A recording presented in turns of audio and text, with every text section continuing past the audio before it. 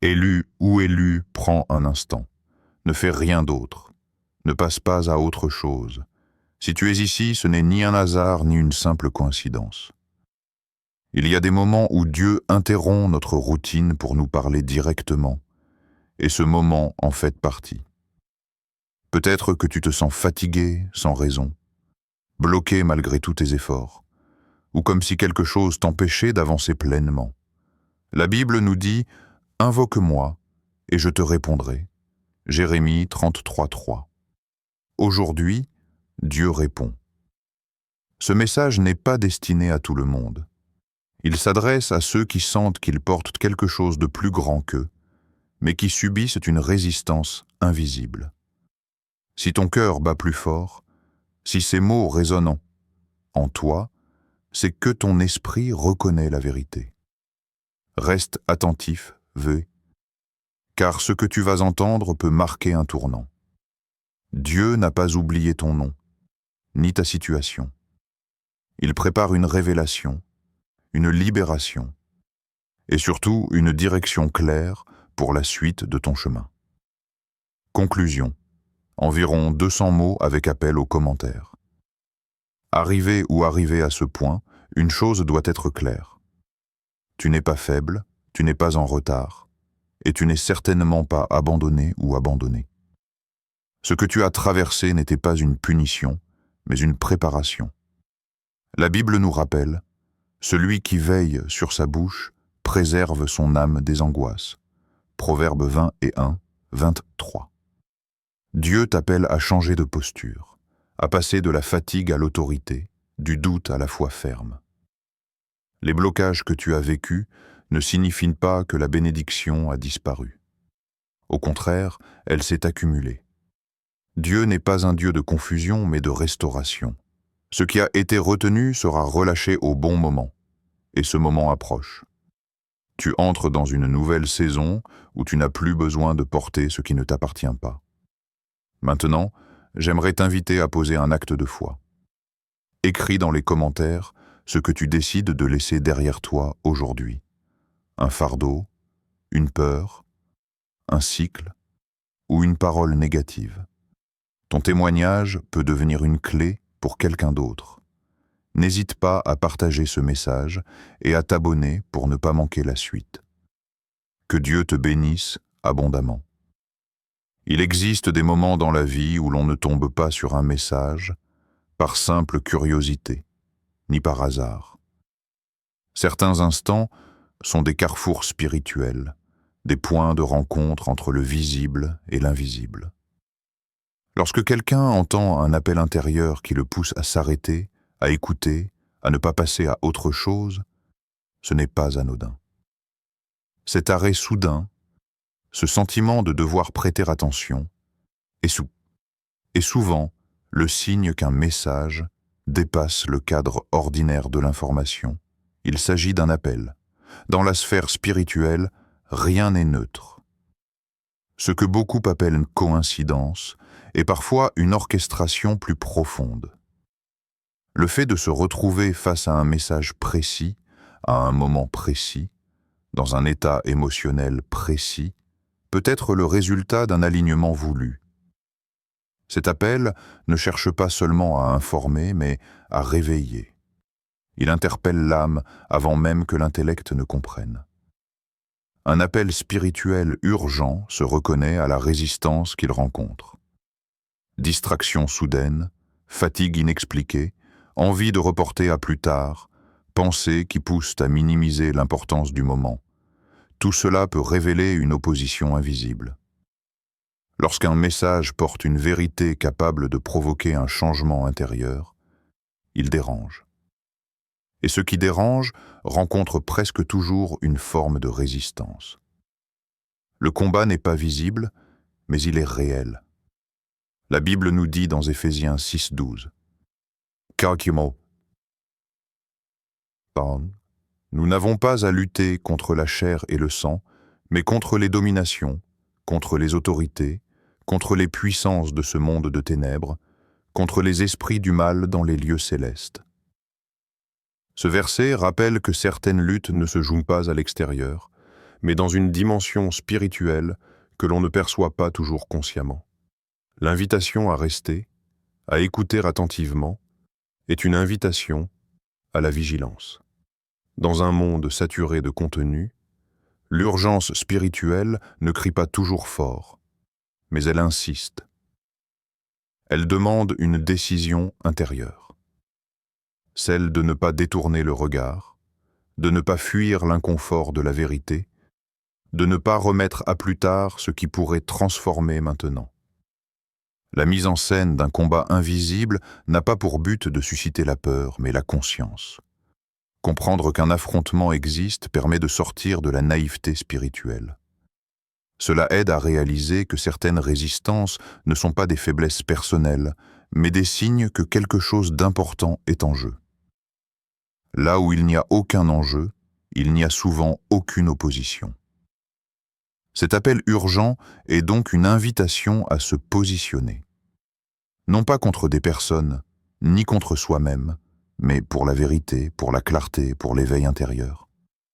Écouter attentivement devient alors un acte volontaire, presque un acte de foi. C'est accepter de reconnaître que ce moment précis pourrait être un tournant, et que refuser d'écouter serait peut-être passer à côté de ce que l'âme attend depuis longtemps. La symbolique du chiffre 4, une attaque coordonnée sur les fondations de la vie. Dans la Bible, comme dans la symbolique spirituelle, les nombres ne sont jamais neutres. Ils portent un sens, une structure, un message. Le chiffre 4, en particulier, renvoie à ce qui est fondamental, structurel et terrestre. Il représente ce qui soutient la vie dans sa globalité. Les 4 points cardinaux, les 4 saisons, les 4 vents. Autant d'images qui parlent de totalité et de stabilité. Lorsqu'un message met en avant le chiffre 4 de manière répétée, il suggère que ce qui est touché n'est pas superficiel, mais essentiel. Le fait qu'un message soit présenté comme supprimé ou bloqué à 4 reprises n'est pas interprété comme un simple incident technique, mais comme le symbole d'une opposition ciblée. Cette répétition suggère une volonté d'empêcher l'accès à une vérité qui concerne l'ensemble de la vie d'une personne, et non un seul domaine isolé. Cela introduit l'idée d'une attaque coordonnée, pensée, organisée, visant les piliers mêmes de l'équilibre personnel. Spirituellement, ces 4 piliers sont souvent identifiés comme les dimensions majeures de l'existence humaine. Les finances, les relations, le mental et la foi.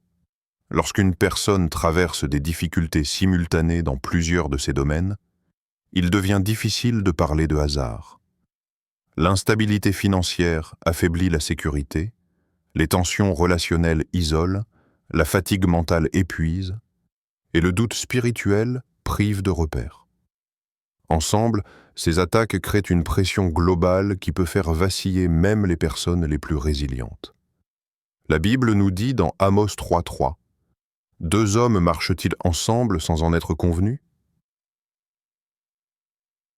Ce verset souligne un principe spirituel important. Ce qui agit de manière coordonnée répond souvent à une intention commune. Une attaque qui touche plusieurs piliers à la fois n'est généralement pas désordonnée. Elle obéit à une logique précise. La vision spirituelle globale présentée ici invite à élargir le regard. Plutôt que d'analyser chaque problème séparément, elle propose de considérer l'ensemble comme un système sous pression. Cela permet de comprendre pourquoi certaines personnes ont l'impression que tout va mal en même temps. Ce n'est pas nécessairement que tout s'effondre, mais que les fondations sont tassées simultanément. Reconnaître cette coordination change la posture intérieure. Au lieu de se blâmer pour chaque difficulté, la personne commence à discerner un schéma. Et discerner un schéma, c'est déjà reprendre une forme de contrôle. Cela ouvre la porte à une réponse plus stratégique, plus consciente et surtout plus spirituelle. Enfin, le chiffre 4 rappelle aussi que ce qui est attaqué peut être restauré.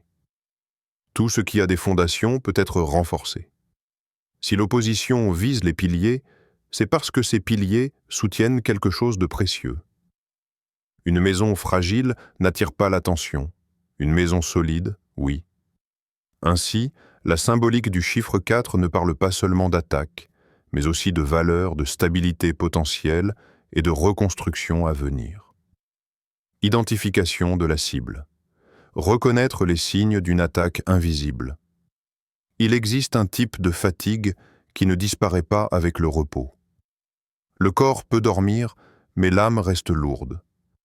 Cette lassitude particulière est souvent difficile à expliquer, car elle ne correspond à aucun effort physique excessif. La personne se réveille fatiguée, même après une nuit complète, comme si quelque chose en elle n'avait jamais vraiment cessé de lutter. Cette fatigue persistante devient l'un des premiers signaux que la bataille ne se situe pas uniquement sur le plan naturel. À cette fatigue s'ajoute souvent un sentiment de stagnation. Malgré les efforts fournis, malgré la bonne volonté, les choses n'avancent pas comme prévu. Chaque pas en avant semble suivi de 2 pas en arrière. Des projets bien engagés se bloquent soudainement. Des opportunités se ferment sans explication claire. Cette répétition de blocage crée une frustration profonde et peut amener à douter de soi, de ses capacités, voire de sa valeur. La sensation de recul est particulièrement douloureuse. Elle donne l'impression de perdre du terrain alors même que l'on essaie de bien faire. La personne se compare aux autres, observe leur progression et se demande pourquoi sa propre trajectoire semble ralentie. Ce décalage nourrit un sentiment d'injustice intérieure et renforce l'idée que quelque chose ne tourne pas rond sans pouvoir en identifier clairement la cause. Sur le plan spirituel, cette situation se manifeste souvent par une difficulté à prier ou à se concentrer. Les moments autrefois simples deviennent lourds. Les pensées s'éparpillent, les mots manquent et l'élan intérieur s'éteint rapidement. Ce n'est pas un rejet de la foi, mais une forme de brouillard.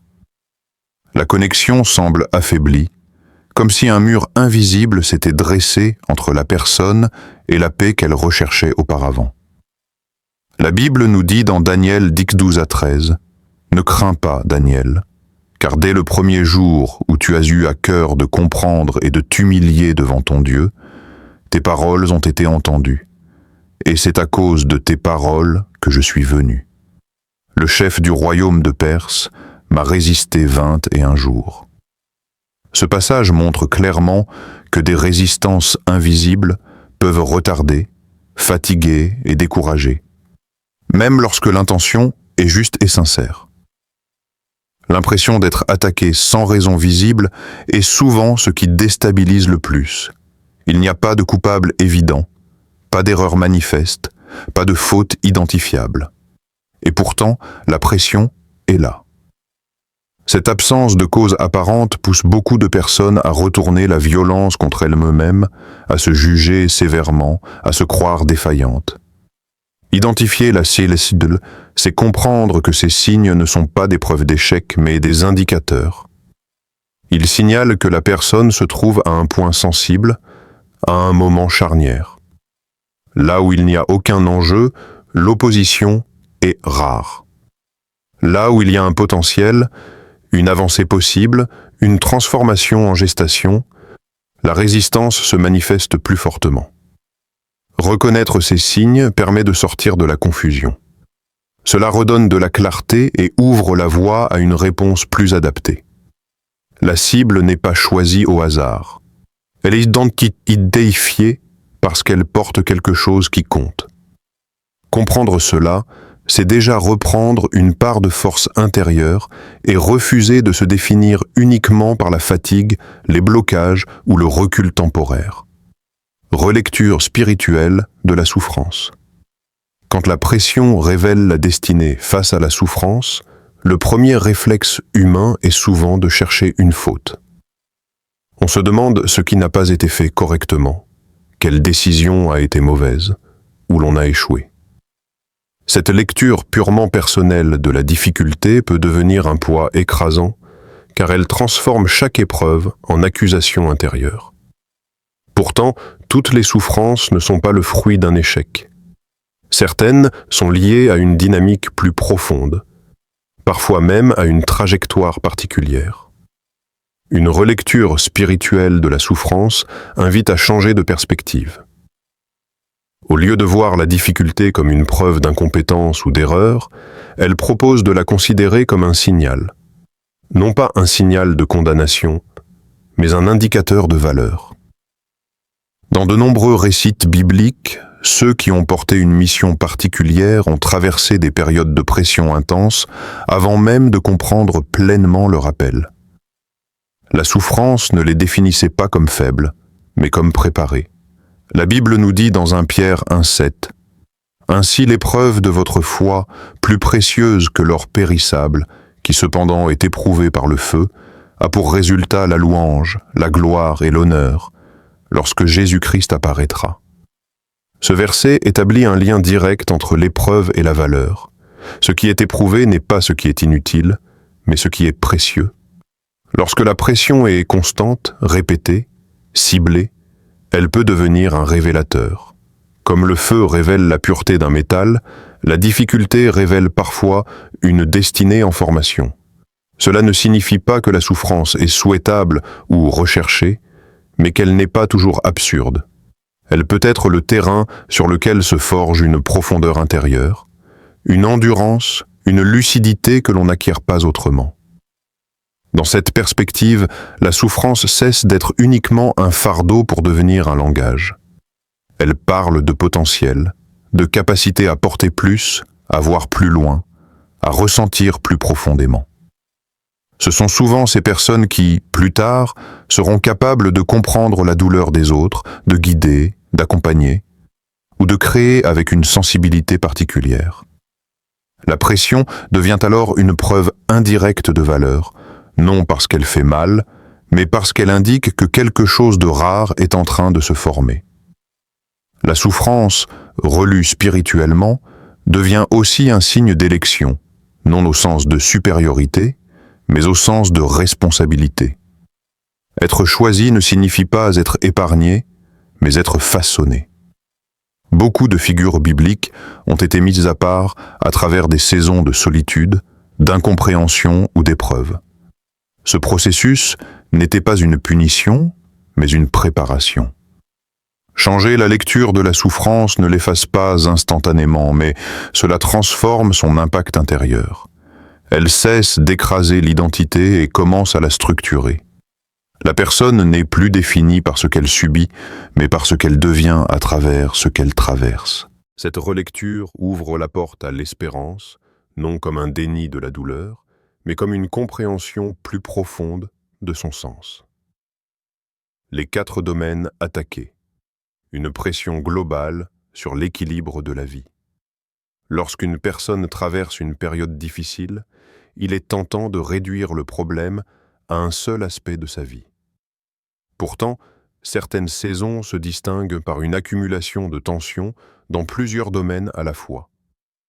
Cette pression simultanée crée une sensation d'étouffement, comme si aucun espace ne restait intact. Une lecture spirituelle permet alors d'identifier 4 domaines fondamentaux, souvent touchés ensemble. Les finances, les relations, le mental et la vie spirituelle. Le premier domaine concerné est celui des finances. L'instabilité financière se manifeste rarement par une perte unique et nette, mais plutôt par une succession d'imprévus. L'argent entre, mais ressort aussitôt. Les efforts semblent annulés par des dépenses inattendues, des opportunités avortées ou des retards inexplicables. Cette situation engendre une insécurité constante, qui finit par affecter la confiance et la capacité à se projeter sereinement dans l'avenir. Le deuxième domaine attaqué est celui des relations. Des liens autrefois stables deviennent fragiles. Des malentendus apparaissent, des distances s'installent sans raison claire. La personne peut se sentir jugée, incomprise ou soudainement mise à l'écart. Cette fragmentation relationnelle isole et prive du soutien émotionnel dont chacun a besoin, surtout en période de lutte. L'isolement devient alors une blessure silencieuse. Le troisième domaine touche le mental. L'accumulation de pressions extérieures et intérieures ouvre la porte à l'anxiété, aux pensées négatives et au découragement. Le mental devient un champ de bataille où se succèdent doutes, peurs et scénarios pessimistes. Même les moments de calme sont envahis par des inquiétudes persistantes, rendant le repos intérieur difficile. Cette fatigue mentale renforce la sensation d'impuissance et peut conduire à une perte de motivation. La Bible nous dit dans Proverbe 85:3 « Garde ton cœur plus que toute autre chose, car de lui viennent les sources de la vie. » Ce verset souligne l'importance du monde intérieur, car lorsqu'il est affaibli, toute la vie en subit les conséquences. Le quatrième domaine attaqué est le domaine spirituel. Le doute s'installe progressivement. La foi, autrefois source de paix, devient fragile. La personne peut avoir l'impression d'être abandonnée, de prier sans réponse, ou de ne plus ressentir la présence divine comme avant. Ce vide spirituel accentue les autres difficultés, car il prive l'individu de son ancrage le plus profond. Lorsque ces 4 domaines sont touchés en même temps, l'effet est cumulatif. Chaque fragilité alimente l'autre. Les problèmes financiers nourrissent l'anxiété. L'anxiété détériore les relations. L'isolement affaiblit la foi. Et le doute spirituel rend tout plus lourd. Pourtant, cette attaque globale révèle aussi l'importance de ces piliers. S'ils sont ciblés, c'est parce qu'ils soutiennent l'équilibre et la croissance. Reconnaître ces 4 domaines permet de comprendre que la lutte n'est pas dispersée, mais structurée. Cette prise de conscience ouvre la voie à une restauration progressive, pilier par pilier. Là où la pression est forte, une reconstruction est possible. Ce qui a été ébranlé peut être renforcé, et ce qui semblait se défaire peut devenir la base d'un nouvel équilibre plus solide et plus conscient. Arrivé à ce point, une chose doit être claire. Tu n'es pas faible, tu n'es pas en retard, et tu n'es certainement pas abandonné. Ce que tu as traversé n'était pas une punition, mais une préparation. La Bible nous rappelle « Celui qui veille sur sa bouche préserve son âme des angoisses » Proverbe 20 et 1:23. Dieu t'appelle à changer de posture, à passer de la fatigue à l'autorité, du doute à la foi ferme. Les blocages que tu as vécus ne signifient pas que la bénédiction a disparu. Au contraire, elle s'est accumulée. Dieu n'est pas un Dieu de confusion, mais de restauration. Ce qui a été retenu sera relâché au bon moment, et ce moment approche. Tu entres dans une nouvelle saison où tu n'as plus besoin de porter ce qui ne t'appartient pas. Maintenant, j'aimerais t'inviter à poser un acte de foi.